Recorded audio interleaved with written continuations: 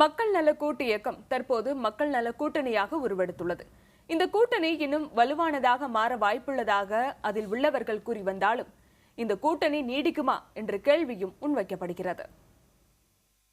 மதிமுக, இடதுசாரி கட்சிகள், விடுதலை சிறுத்தை கட்சி ஆகியவை தற்பொழுது ஒரே அணியில் இணைந்து மக்கள் நல கூட்டணியாக உருவெடுத்துள்ளன. ஊழலை ஒழிப்பது, பூரண மதுவிலக்கு உள்ளிட்ட கோரிக்கைகள் அடங்கிய கூட்டணியின் குறைந்தபட்ச செயல் திட்ட அறிக்கையும் கூட்டாக வெளியிடப்பட்டுள்ளது. மேலும் இந்த கூட்டணியில் தேமுதிக, தமிழ் மாநில காங்கிரஸ் ஆகிய கட்சிகளை சேர்க்கும் முயற்சிகள் மேற்கொள்ளப்பட்டுள்ளன. ஊழலை ஒழிக்கணுங்கிறதா அவங்களுடைய மெயின் பிளாங்கா தேமுதிகவுக்கும் இருக்கு. ஆகையினால நாங்க அவர் அந்த முடிவு எடுப்பாருன்னு நாங்க நம்புறோம், எதிர்பார்க்கிறோம். அரசியல் சுயலாபத்திற்காக அமைக்கப்பட்டுள்ள இந்த அணி கூட்டணியாக தொடருவதற்கு வாய்ப்பு குறைவு என்கிறார் திமுகவை சேர்ந்த மனுஷ்யபுத்திரன். ஒரு தற்காலிகமான அரசியல் நாடகம்.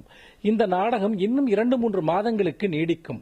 அதற்கு பிறகு அவரவர்களும் தங்களுடைய சொந்த ஆதாயங்களை நோக்கி போய்விடுவார்கள். தமிழகத்தில் அதிமுக, திமுக அல்லாத ஒரு மாற்று அணியை வரவேற்பதாக அரசியல் நோக்கர் ஞானி கருத்து தெரிவித்துள்ளார்.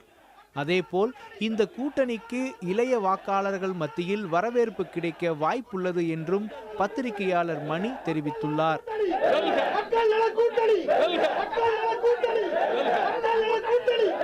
சட்டமன்ற தேர்தலில் மக்கள் நல கூட்டணிக்கு ஒரு மாற்றம் ஏற்படும் என்று தற்போது இந்த கூட்டணி முன்வைத்திருக்கிறார்கள். மக்கள் நல கூட்டணி தமிழகத்தில் திராவிட கட்சிகளுக்கு மாற்றாக செயல்படுமா? சட்டமன்ற தேர்தலில் இந்த கூட்டணியுடைய செயல்பாடு எந்த அளவில் இருக்கும் என்று எதிர்வரக்கூடிய காலகட்டத்தில் தெரிய வரும். புதிய தலைமுறைக்காக ஒளிப்பதிவாளர் மதுவுடன் ராஜ்குமார்.